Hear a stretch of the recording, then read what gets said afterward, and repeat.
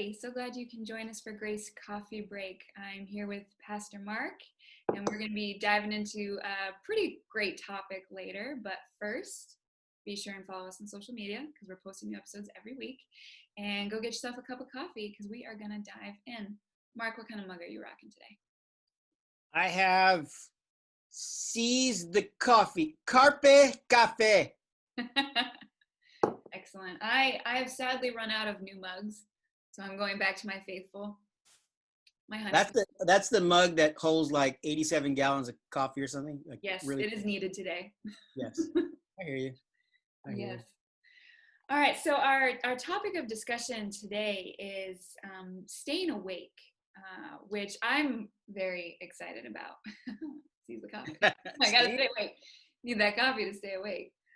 And just kind of this idea where, you know, Jesus says it a few times. Paul also exhorts it in his letters of staying awake, of persevering, of looking towards what's coming. And I just thought it'd be great if kind of to start, we could kind of unpack for us that idea of what was Christ getting at those parables when he was talking about staying awake.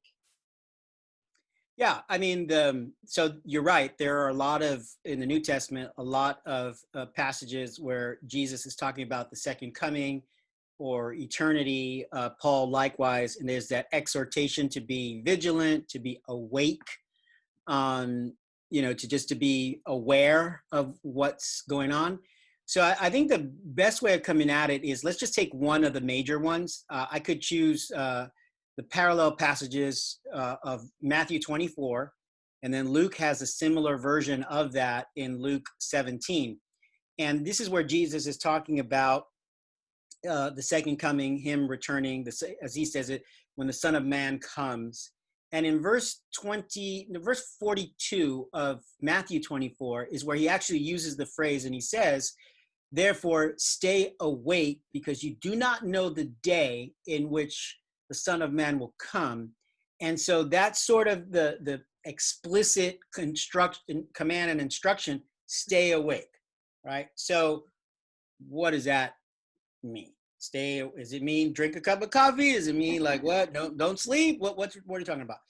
Well, thankfully, in the Matthew 24 section, he immediately follows verse 42 with two sort of analogies or metaphors. The first one is the analogy of the thief in verse, I think it's 43, the verse right after that. And he says, hey, look, if the master of the house or someone who's in the house knows that a thief is coming, they'd be prepared to repel the thief and defend their house. Mm-hmm. And so that's one analogy. And then the second analogy right behind that, he says, hey, when the servants of the house know that the master's gone, they are faithful. They are faithfully discharging their duties, taking care of what's been entrusted to them while they await the master's return, which they don't know what day or time. So when Jesus says in Matthew 24, stay awake, immediately following, he gives us two pictures of what that means. The analogy of the thief, the analogy of the faithful servant. And I think if I was going to put it sort of in regular language, I would say that each represents a different posture. The thief analogy sort of presents our defensive posture. In other words, it's a warning that there is an enemy who's trying to break in, right? Who's trying to steal from us, steal from the house. And then it's our responsibility to be prepared, to be on the defensive, to be watchful, which is what stay awake implies, being watchful. Then the other one, I think, is a more of a, I don't want to say offensive, but defense, offense is probably a good metaphor for this. It's more about not necessarily looking out for the dangers that are there, spiritual dangers or otherwise, but it's actually focusing on, okay, so what am I supposed to be doing while I'm awaiting the return of the Messiah, the return of Christ? And what we should be doing really is, being missional, being merciful, and other things. So that is sort of a snapshot of how we can get at this. We probably got a lot there, like 2 different episodes. And yeah, that sounds good. So maybe today kind of tackling that first example or analogy of the defensive posture, and what does that mean to have a defensive posture, and what are we even defending against? Right. Okay. So yeah, let's jump into that one. Jump in. So again, using Matthew 24 for those that are sort of following along and want to know where I'm at scripturally, so you have a base. Matthew 24 from verse like 42 on, where Jesus says, "Stay awake." That's where you're going to find these two analogies. And so the first one is a warning. It's the analogy of a thief that's coming, and warning to be vigilant and watchful, to be able to confront, repel the thief who's trying to break in. So in my mind, this defensive posture is about, again, being vigilant and aware that there are forces, there are things that are seeking to do spiritual harm to you, to your relationship with God. Mm-hmm. As you're awaiting the Messiah's return, the return of Jesus, and we're occupying this temporal plane, there are real spiritual forces that are coming to steal, to kill, and to destroy. Again, to use another one of Jesus' teaching, when he's talking about the devil comes to kill, steal, and destroy. We can look at Paul in Ephesians chapter 6, the well-known chapter on spiritual warfare, where he talks about spiritual wickedness, rulers in high places. And so the reality, I think, in the analogy implied there is that there's some bad entities out there that are coming to do some bad things, coming to do specifically harm, spiritual harm, harm to your heart, harm to your soul.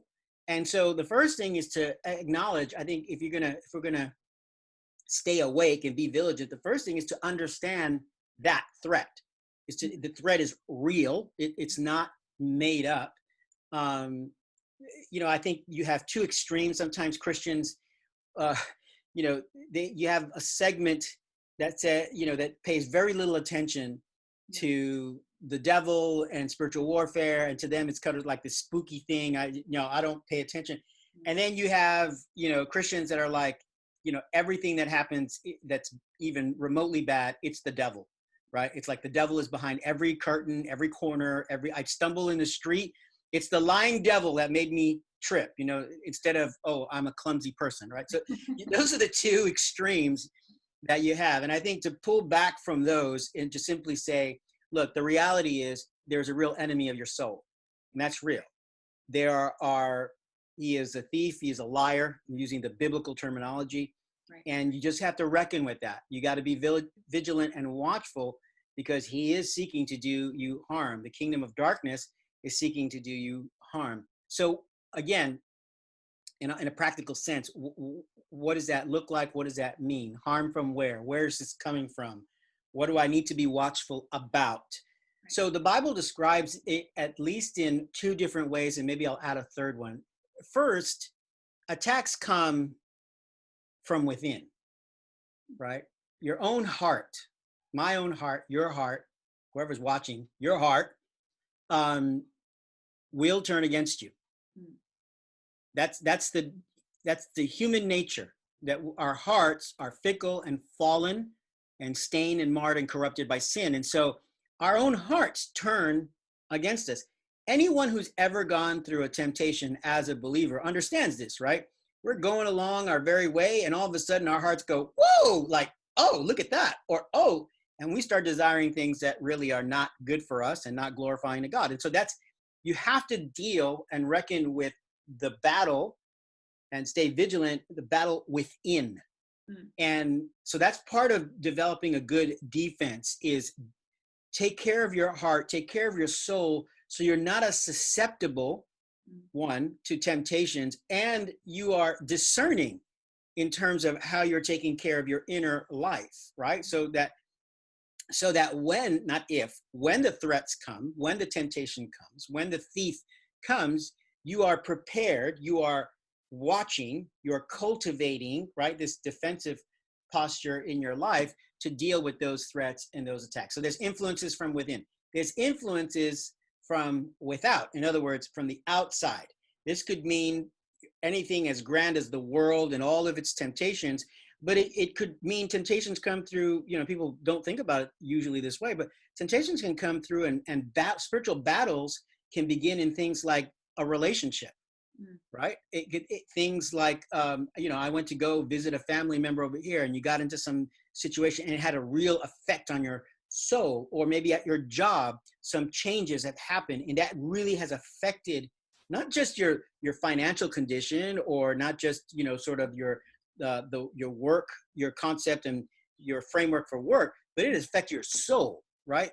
We're talking, and there are people now that are spinning emotionally, they're suffering, financially they're suffering, and all of that spills into the inner life of the individual and sickens the soul.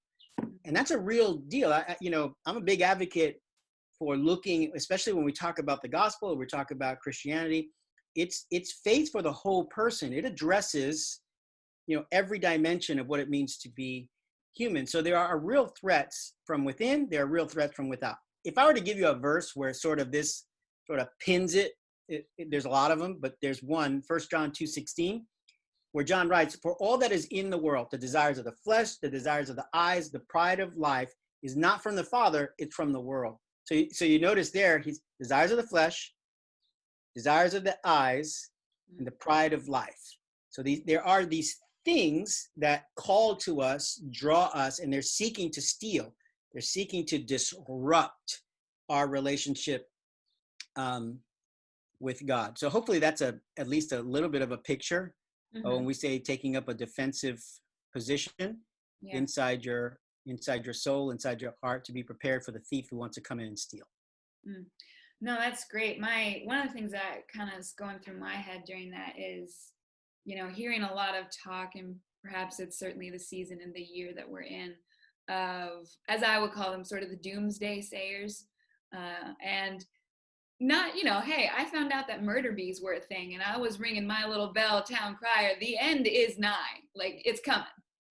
Murder bees. You thought it was going to be COVID. It's going to be murder bees. Or it's going to be murder bees. That's terrifying. So, and I'm clearly being facetious, but that's at play, I think, in this concept of staying awake. We know the book of Revelation. We know it's going to get bad. We know Christ is going to come. But how do you, and I see unhealthy patterns in that, in some areas, in some Christian walks, where it's this fixation and an obsession, and kind of like you were saying earlier, kind of, I see the devil everywhere, or I fail to acknowledge that he actually does have a vested interest in trying to pull me away from the Lord. Yeah. So where would you say the balance is, and as far as the defensive of looking at that second coming, looking at things will get worse, things will get hard, and we shouldn't be ignoring them, but nor should we be fixating on them? Yeah, I think it's a good question, and I think Jesus is very clear on this, especially when he says, "I give you my peace. My peace I give you. The peace that I give you, it's not the way the world gives you peace, right? It's I'm giving you my peace." So there's no doubt that, and we could talk about eschatology, because that's sort of where we are in this conversation. The Luke 17, the Matthew 24, those are eschatological passages. For those that don't know the word, eschatology, the study of the last things, right? Things that are coming. And we could have all kinds of eschatological debates about, rapture, no rapture. Is it getting worse? Is it getting better? What's God's plan here? Regardless of, here's the main principle in my mind, is regardless of what we're seeing with our eyes and how we're being vigilant, we're never called to be anxious. We're never called to be a people that are alarmist. Now, I got to be careful here, because I think in a certain sense, the preaching of the gospel of what God has done for us in Jesus Christ is sort of the word evangelion in the Greek New Testament is good news, gospel. It comes from a word that means somebody. It describes a picture of someone running into the center of town and shouting news. That's what they used to do back in the day. There would be a battle or something far away, and then this guy would come run into the center of town, and he, the town crier, right? Hey, the battle is won.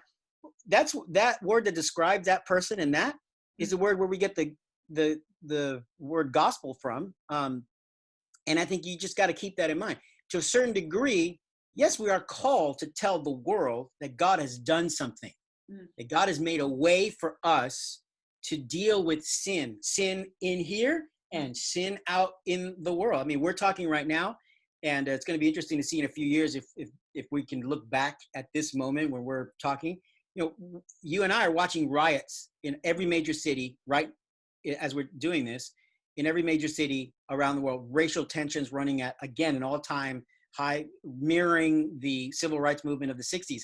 And so I think that we have to be careful that while we're seeing all these imageries, and we are called, and I preached about this on Church on Sunday, we are called to engage in justice, to call it out, to correct oppression, as Isaiah 1 says. And while we're doing that, we're never to allow the circumstance or the imagery or what's going on to disrupt our peace. In other words, to bring us to a place of anxiety and hopelessness. And I think that's the line. I think you can be passionate and we can express our deepest frustrations and anger, and we can, challenge the different things that need to be challenged, but we are called to do it in such a way that we retain the peace of God given to us in Jesus Christ. So for people that are, saying, yes, they're going, yes, right, the devil, the defense, we got to get it. I'm like, yeah, okay, I hear you. Just don't go so far down that road that now you have no peace because your mind is consumed with all this evil in the world. And let me tell you something. If you're like me and you watch a steady diet of the news, yeah, sometimes that's not helpful. Sometimes you just need to turn that off, because what ends up happening, it has a real effect, right? You all of a sudden you start feeling like evil is just too much. Racism is just too much. Socioeconomic injustice is too much. Sin is too much. And you start sort of feeling that, oh, this is really, really hopeless. That's not coming from God. That's not biblical, because Jesus is the one who gives us peace, the peace that surpasses all understanding. So at the core, we have all these emotions and all these things, but at the core of who we are, if we're following Christ, if we are professing faith and placing our trust in Jesus, we should be in here at peace. Makes me think of a verse, which, as I'm sure everyone already knows, I'm terrible with references. But it's one of the letters of the New Testament, whatever is good, whatever is pure, whatever is holy, whatever is above, think and dwell on these things. And growing up in the church, I kind of took a view of that, of like, okay, so I'm just not supposed to have bad thoughts. And, and it's all about an internal, what I think about. And it is, but, kind of as we're discussing, and even in this season, as I've been personally wrestling with this idea of staying awake, it struck me that admonition, that encouragement to think on those things was not necessarily about don't have bad thoughts, don't think dirty things, so much as it was don't get stuck looking at this, but more that eternal mindset of there's something better that's going to come. And I think that helps with that peace that you're kind of getting at. Yeah, the passage you're referring to is Philippians 4:8, right? Whatever is honorable, whatever is true, whatever is just, whatever is pure, whatever is praiseworthy, think about those things. And you got it exactly right. It's about the discipline of averting your eyes and your soul away from those things which will cause damage and harm. It doesn't mean being ostrich faith. Dig your head in the sand and don't worry about it. So our faith, and this is an important point, our faith is more missional than it is monastic. So I want people to get that. Our faith is more missional. We are sent into the world. Jesus says, I'm not, Father, don't take them out of the world. I'm going to send them, you're sending them in the world, but he's going with us in the world. And so we are a missional people declaring the good news of what God has done for us in Jesus Christ. I mean, that's the gospel. There are monastic types of practices. We had a whole series, right, on spiritual disciplines. Those are the more monastic internal spiritual disciplines and practices that help us internally, right, be spiritually healthy. But the faith as a whole is not sort of this inward, runaway. That's the monks, right? They felt the whole monastic movement was built on the premise that if we leave the city and go out to these monasteries out in the hills, that we will leave sin behind, and we'll go, well, guess what? You take it with you wherever you go, right? If there's a lot of talk, and rightfully so, about injustice. Let me tell you something. Where there are 2 or 3 human beings, the Bible says this: where 2 or 3 are gathered in my name, Jesus says, I'm there in the midst. I'll tell you a little bit of a converse of that. You take 2 or 3 humans, any humans on the planet, and you put them together on an island. I can guarantee you that injustice will emerge inevitably.